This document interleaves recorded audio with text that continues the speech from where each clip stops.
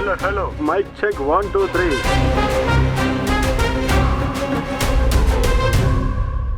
அனைவருக்கும் வணக்கம். RMV the king maker the documentary இதில் அவரை பற்றி பேசுறதுல எனக்கு ரொம்ப மகிழ்ச்சி. ஸோ எனக்கு ரொம்ப நெருக்கம் மரியாதை கொடுத்து என்னோட அன்பா என் மேலே அவ்வளோ அன்பா காட்டினவங்க ஒரு 3-4 பேருங்க. அதாவது பாலச்சந்தர் சார், சோ சார், பொஞ்சவனாச்சலம், ஆர்எம்பி சார், இவரெல்லாம் இல்லைன்னு சொல்லும்போது சில டைமில்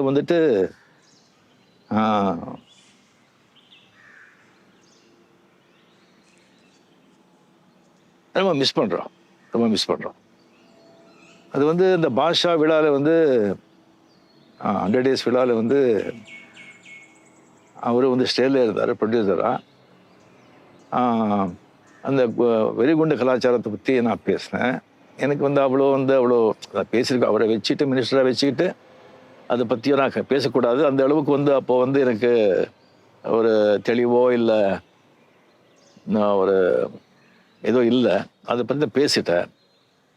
அது பேசின பிறகு அது தெரிஞ்ச பிறகு அப்போ ஒரு ஏடிஎம்கேல ஒரு மினிஸ்டராக இருந்தார். புரட்சி தலைவி ஜெயலலிதா அவருக்கு அவரை அந்த பதவியிலேருந்தே அவர் தூக்கிட்டாங்க. மினிஸ்டர் பதவியிலேருந்து தூக்கிட்டாங்க. எப்படி அது நீங்கள் ஸ்டேஜில் இருந்துட்டு ரஜினி வெடிகுண்டுகளை பற்றி அந்த மாதிரி நம்ம கவர்மெண்ட் அகேன்ஸ்டாக பேசினா எப்படி நீங்கள் சும்மா இருக்க முடியும் சொல்லி அவங்க தூக்கிட்டாங்க. அது தெரிஞ்ச உடனே எனக்கு அப்படியே எனக்கு ஆடி போச்சு. எனக்கு என்னடா இது என்னாலே தான் இப்படி ஆச்சு அப்படின்னு சொல்லிட்டு நைட்டெல்லாம் எனக்கு தூக்கம் வருது. ஃபோன் பண்ண நைட்டு அங்கே யாரும் எடுக்கல. மார்னிங் ஃபோன் எடுக்கும்போது இந்த மாதிரி தான் எக்ஸ்ட்ரீம்லி சாரி சார், இந்த மாதிரி பண்ணி ஆயிடுச்சு, என்னாலே தான் ஆச்சுன்னு சொன்னால் அவர் ஒன்றுமே நடக்காத மாதிரி ஏன் அதை நீங்கள் விடுங்க, நீங்கள் அதை பற்றி ரிசீவ் பண்ணுறீங்க, அதுவும் என்ன அது ஐயா நீங்கள் மனசுலே வச்சுக்க வேண்டாம், நீங்கள் விட்டுடுங்க, நீங்கள் சந்தோம் ஹாப்பியாக இருங்க, ஏதோ ஷூட்டிங்கு அப்படின்னு சாதாரணமாக கேட்குறாங்க. எனக்கு அந்த தெலுங்கு எப்போவுமே அது போகலை. ஏன்னா நான் தான் கடைசியாக பேசினது. நான் கடைசியில் பேசின பிறகு அது எப்படி மைக்கை பிடிச்சி அவர் பேச முடியும்? ஸோ மதிப்புக்குரிய சிஎம் ஜெயலலிதா அவர்களுக்கு எதிராக நான் ஒரு குரல் கொடுக்கறதுக்கு சில காரணங்கள் இருந்தால் கூட இந்த காரணம் ரொம்ப முக்கியமானது.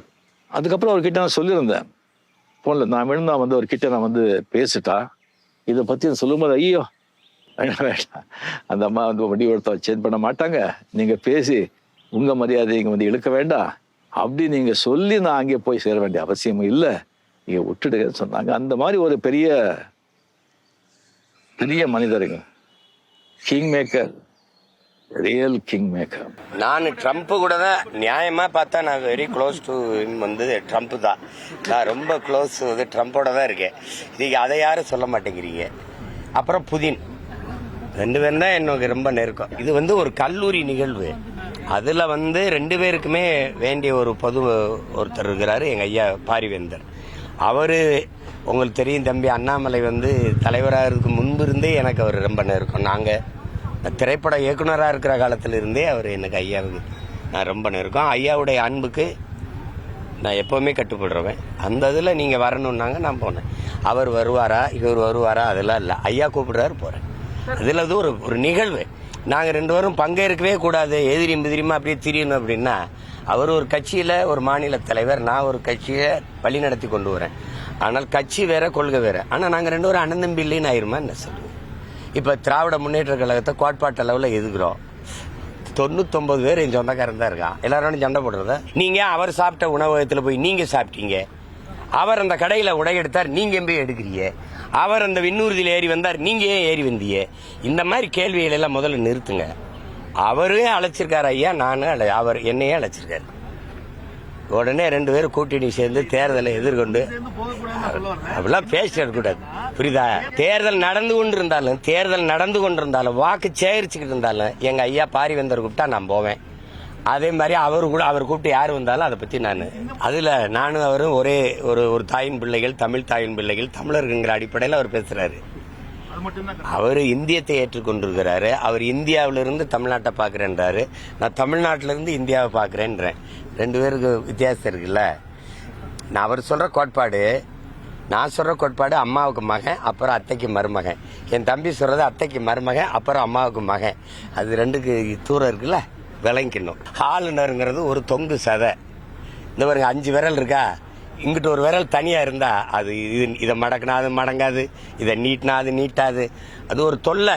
மக்களால் தேர்வு செய்யப்பட்ட அதிகாரத்துக்குத்தான், தலைவர்களுக்குத்தான் அதிகாரம் இருக்கணும். மக்களின் நலன் சார்ந்து சட்டங்கள் திட்டங்கள் தீட்டிக் கொள்வதற்கு உரிமை இருக்கணும். அதை விட்டுட்டு ஒரு நியமன உறுப்பினருக்கு அதிக அளவு அதிகாரம் இருக்கும்னா அப்ப மக்களாட்சிங்கிற கோட்பாடு இருக்குல்ல, அது கேள்விக்குறியாயிரும். அதை தான் ரொம்ப நாளா சொல்லிக்கிட்டு இருக்கோம். பேரறிஞர் அண்ணா காலத்திலிருந்து இந்த பேச்சு வருது. ஆட்டுக்கு தாடியும் நாட்டுக்கு ஆளுநரும் அவசியம் இல்லைன்னு சொல்றது அதை வச்சுதான். திண்டுக்கல் இருக்க மோகன்ராமையும் இங்க திருச்சியில் இருக்க சாமி ரவியவும் சுட்டுக் கொள்றதுக்கு ஒரு திட்டம் இருக்குது. இது எதனால திடீர்னு இவங்க 2 பேரையும் என்கவுண்டர் பண்ண வேண்டிய தேவை இல்லை? என்கவுண்டருக்கு அந்த பட்டியலை சேர்க்க வேண்டிய அவசியம் என்ன? யாரையாவது ஒருத்தரை போட்டு முடிச்சு விட்டுறணும் அப்படின்னா எப்படி?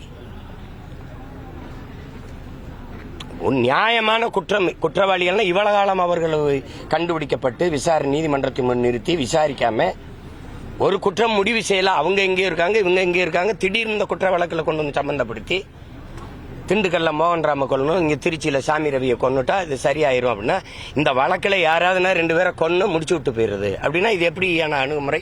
எந்த மாதிரியான சட்டம் ஒழுங்குது? இப்ப நான் இது பேசலைன்னா உங்களுக்கு தெரியாது. ஒரு நாள் கொண்டிருப்பாங்க. எதுக்கு கொண்டாங்கன்னா, நீங்க செய்தியில இந்த ஐயா ராமஜெயம் கொலையில உங்களுக்கு சம்பந்தம் இருக்குன்னு போட்டு மூடி விட்டு போயிருவாங்க. உண்மையான குற்றவாளி யாரு? இப்ப தம்பி ஆம்ஸ்ட்ராங் கொலையிலேயே உண்மையான குற்றவாளி யாரு?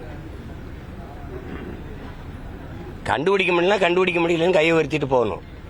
சும்மா வரவன்லாம் சம்பந்தம் இல்லாத 2 பேரை சுட்டுட்டு அதை மூடி விட்டு போகக்கூடாது. நான் கோழி குண்டு அடிச்சு பழகினதே கோர்ட் வாசல்ல தான். உங்களுக்கு புரியுதுன்னு நினைக்கிறேன். நாங்கெல்லாம் எப்படிப்பட்ட ஆளுங்கன்னு பாத்துங்க. ஜெயில் கட்டினதே எங்களுக்கு தான் நினைச்சாங்க. கோர்ட்டு கட்டினது வெள்ளக்காரன் யாரு கட்டினா? எங்களுக்கு தான். என் அண்ணன் தம்பி மாமச்சல்லாம் படிச்சுட்டு இவ்வளவு பேர் வழக்கறிஞராக இருக்கிறது எங்க வழக்க பார்க்கத்தான். இதெல்லாம் பயந்தா வழக்கு இல்லை என்றால் விடியாது கிழக்கு. உங்களுக்கு தெரியுத, தமிழ்நாட்டிலே அதிக வழக்கு வாங்கியிருக்கிற ஒரு ஆள் இன்னைக்கு பார்த்து தெரியுது இல்ல? சாராய ஆலை நடத்துறவருக்கு சாராயத்தை நல்லா வித்து கொடுக்கறவன் எல்லாம் தியாகி. அப்ப இதுல போய் நீங்க என்ன செய்யறீங்களோ அதுலதான். திருடுறவன் நல்லா திருடி கொண்டானா அருமைடா அருமைடா அருமையான தளபதிடாம்டா. அப்படிதானே? சட்டமன்றத்தில் தமிழர் வரலாறு பேசப்படுது. 1961 நினைக்கிறேன். மன்னாதி மன்னன் படத்துல புரட்சி தலைவர் எம்ஜிஆர் அவர்கள் தூங்காதே தம்பி, அடுத்த எந்த படம் வெளியிட்டாலும் நம்முடைய முதல்வருக்கு தான் போன் அடிச்சு படம் எப்படி இருக்கு தம்பின்னு கேட்பாங்க. ஏன்னா எம்ஜிஆர் ஜெயலலிதா 2 பேரும் உயிரோடு இல்ல, என்னத்தை வேணாலும் பேசலாம். இதை கேட்கிற நிலைமையில நம்மளும் இல்ல. இப்படிப்பட்ட ஆள்களை எல்லாம் என்ன பண்ண சொல்றீங்க? இதுதான் பேசப்படுது. மக்கள் பிரச்சனை எங்க பேசப்படுது? நீங்க எல்லாருமே ஒண்ணு நினைக்கிறீங்க, ஆட்சி மாறணும் அப்படின்னா நானோ நீங்களோ என் தம்பி விஜயோ அல்லது ஏடிஎம்கேயோ பாரதிய ஜனதாவோ மற்றவங்களோ நினைச்சில்ல. ஒவ்வொரு மக்களும், இந்த மண்ணின் குடிமக்கள், இந்த நாட்டு மக்கள் ஒவ்வொருத்தரும் நினைக்கணும். மக்களின் மனத்திலிருந்து மாற்றத்திற்கான சிந்தனை வரணும். மக்களின் ஆற்றல் தான் மகத்தானது. மக்கள் நினைக்கணும் இந்த ஆட்சி கூடாதுன்ட்டு. அப்ப யாரு வந்தா சரியா இருக்கணும்ங்கறத அவங்க தான் முடிவெடுக்கணும். நோயாலே எப்படி குணப்படுத்த முடியும்? ஒரு மருந்தால தான் குணப்படுத்த முடியும். அந்த மருந்து யார்கிட்ட இருக்குன்னா மக்கள்கிட்ட தான் இருக்கு. அதை விட்டுட்டு நீங்க இந்த கட்சியோட சேர்ந்து இந்த ஆட்சியை அப்புறப்படுத்துங்க. நான் திரும்ப சொல்றேன், நான் ஆட்சி மாற்றம் ஆள் மாற்றத்திற்கு வந்த ஆட்கள் அல்ல. நாங்கள் அடிப்படை அமைப்பு அரசியல் மாற்றத்துக்கு வந்த புரட்சியவாதிகள். நீங்க இதோட போய் நீ நின்னுக்க, அதோட போய் அது நின்னுக்க, அதோட இதை சொல்றத இதோட நிறுத்திட்டு நீங்க நின்னுக்கிறீங்க. Hello mic check 1 2 3.